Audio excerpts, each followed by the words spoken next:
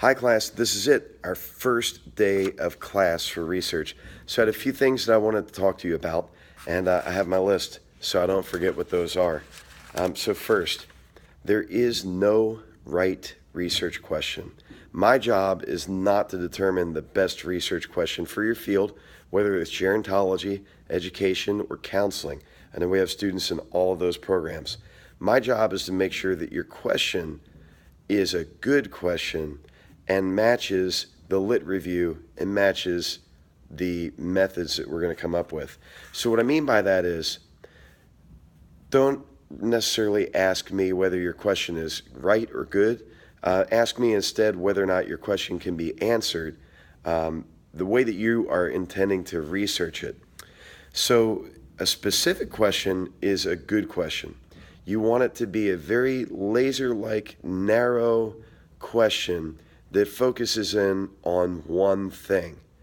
But once you pick your question and you do your lit review, you might not find any research on that narrow slice about your topic.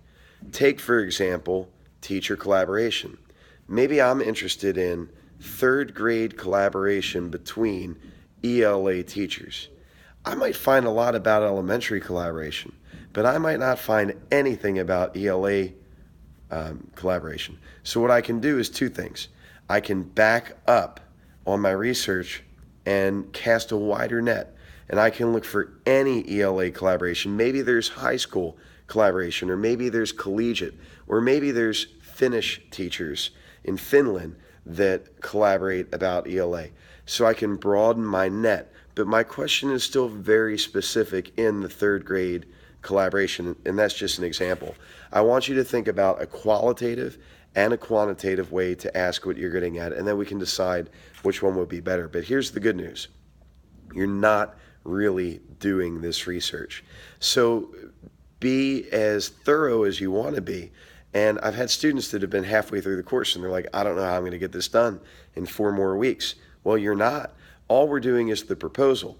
So we'll have a first section with an introduction, a second section with a lit review, and our final section will be a proposed methods. But you're not actually going to do the research. Now, if you choose to go on and use this for your capstone project, especially in education, that is a distinct possibility.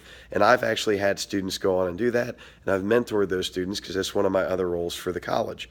But you can be as hypothetical if you want. If you want to do a big longitudinal research study over data that hasn't been collected yet for the nation, propose it. You know, especially if you're not thinking that you're going to go on.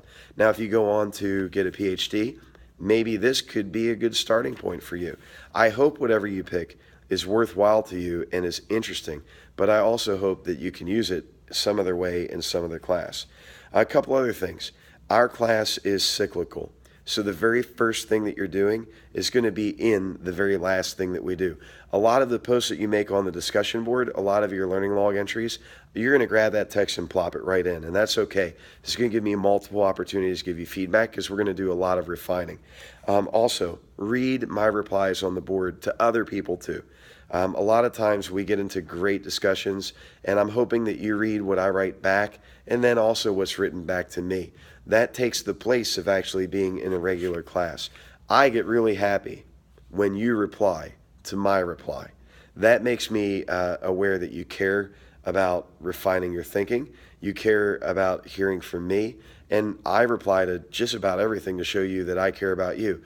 Now, I won't be on the boards as much these first few days because I don't want to stifle the natural flow of the class. And I adjust my approach based on how the personalities are playing out in our class. And I will allow some confusion for a few days, but that's intentional. So don't get frustrated. Just go and make a post in the next couple days.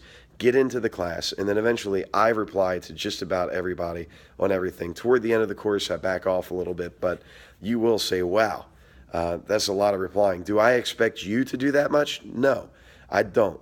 I do not expect you to do as much on the boards as I do, but I do expect this class to be worth your time and money, and I feel like if you've taken the time to give me some insight, I should take some time to reflect back to you and help facilitate the learning.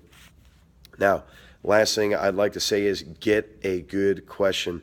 The sooner you get a good question that you're passionate about, the easier this course is going to be. If it's difficult for you because of lack of clarity, that's something I think I've warned about over the past month, and I'm definitely warning about it now. Now, don't get nervous about me. I'm a very nice guy. I'm very forgiving with grading, and you can fix anything that you're not happy with within a certain time limit. We only have 8 weeks, so you've got to get it done before my grades are due. But I'm here to help you. I hope to see you on the boards. Sorry this post is so long, but I wanted to cover a lot of ground. If you have questions, text, email, send a carrier pigeon, post on the boards. I'm here for you. This is going to be a great experience. Looking forward to get starting. And for me, 4 more days left of school. How many for you? Leave a comment. See you later.